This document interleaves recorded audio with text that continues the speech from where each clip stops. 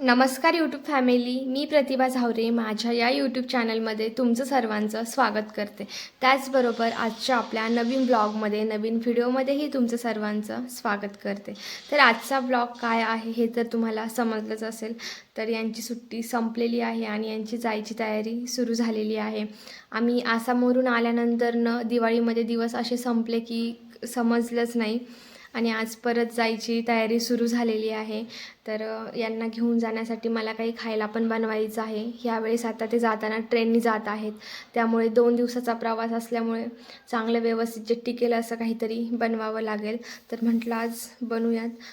तर चला तुम्ही आपला ब्लॉग कंटिन्यू करा। कसा होता आजचा ब्लॉग शेवटपर्यंत नक्की बघा। त्याचबरोबर जर तुम्ही अजूनही आपला चॅनल जर सबस्क्राईब नसेल केला तर नक्की करून घ्या। इथे मी घेतलेले आहे शेंगदाणे आणि हवरी, तीळ घेतलेले आहे सफेद। तर आता मला यापासून बनवायचं आहे गूळ शेंगदाण्याचे लाडू आणि गूळ शेंगदाण्याची चपाती पण बनवायची आहे की जी 7 ते 8 दिवस व्यवस्थित टिकेल। तर सुरुवातीला मी आता हे शेंगदाणे व्यवस्थित रोस्ट करून घेतलेले आहेत। तीळ पण थोडेसे भाजून घेते नॉर्मल एकदम आणि याची पेस्ट करून पावडर करून घेते। त्याचबरोबर मी इथे गूळ पण घेतलेला आहे, गूळ पण त्यामध्ये व्यवस्थित ॲड करते। आत्ता गूळ घेताना मी थोडाच घेतलेला आहे, आणखी लागणार आहे। हा फक्त मी चपाती बनवण्यापुरताच घेतलेला आहे आणि लाडू बनवण्यासाठी मला आणखी घ्यावा लागणार।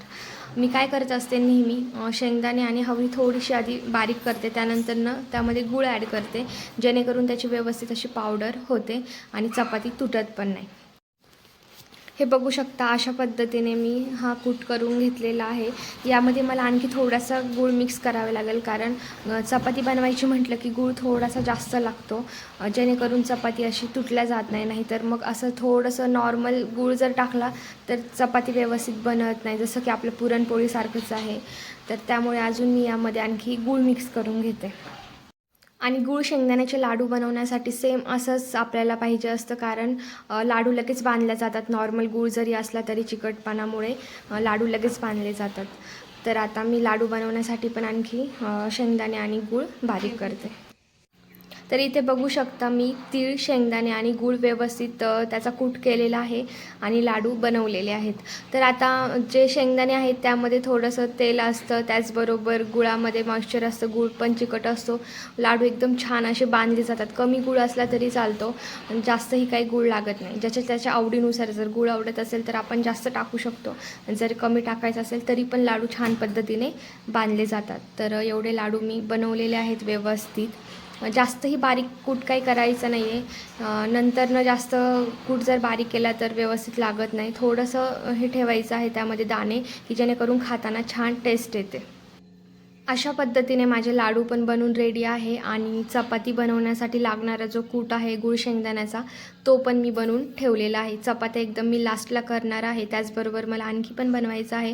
तर आता मी इथे घेतलेले आहे मका पोहे, जे की मी फक्त मसालेवाले बनवणार आहे। म्हटलं सगळं गोड द्यायला नको, तर मग थोडंसं नमकीन देणार आहे। ते बनवण्यासाठी मी ते कढईमध्ये ठेवलेलं आहे तेल।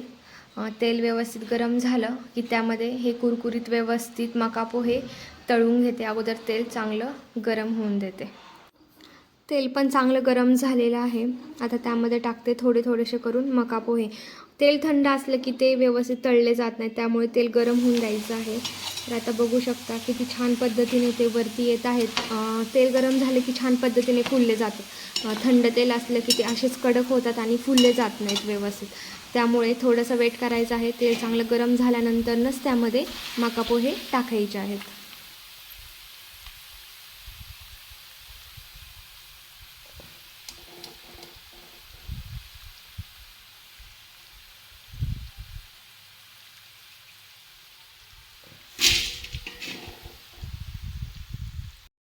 इथे सगळे मका पोहे मी तळून घेतलेले आहेत।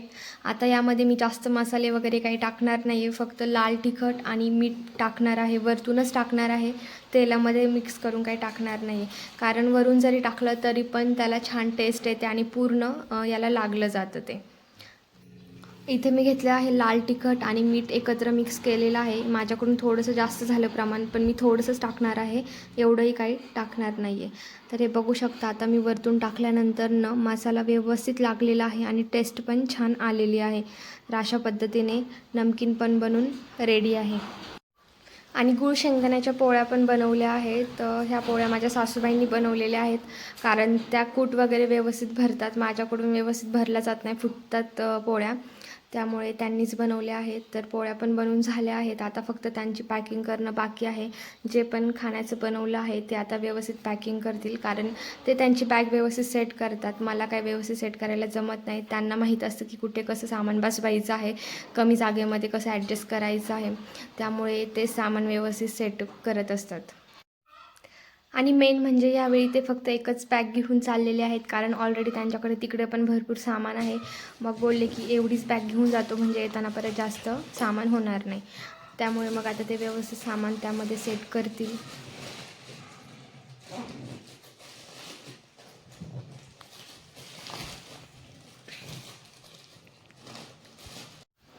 आत्ता वाजलेले आहेत 5:30 पहाटेचे आणि यांना जायचं आहे. यांची ट्रेन आहे 7ला, तर त्यामुळे हे लवकरच निघणार आहेत. त्यासाठी अगोदर औक्षण वगैरे करत आहेत माझ्या सासूबाई दोघी पण. मी पण औक्षण केलं. आता त्यांना लवकरच निघावं लागेल, कारण जायला पण 1 ते 1.5 तास लागणार आहे. आणि सध्या थंडी पण भरपूर आहे, आणि बाईकवर जायचं म्हटलं की थंडी खूप जास्त लागणार, त्यामुळे थोडेसे लवकरच निघले आहेत. आणि जायच्या आदल्या दिवशी नेमकं त्यांच्या पायाला लागलं. शूज पण व्यवस्थित घालता येत नाही आणि पाय पण खूप दुखत आहे, पण ऑप्शन नाही, जावं तर लागणारच. आणि थंडी पण खूप जास्त आहे, बघू शकता, धुकं पण आहे.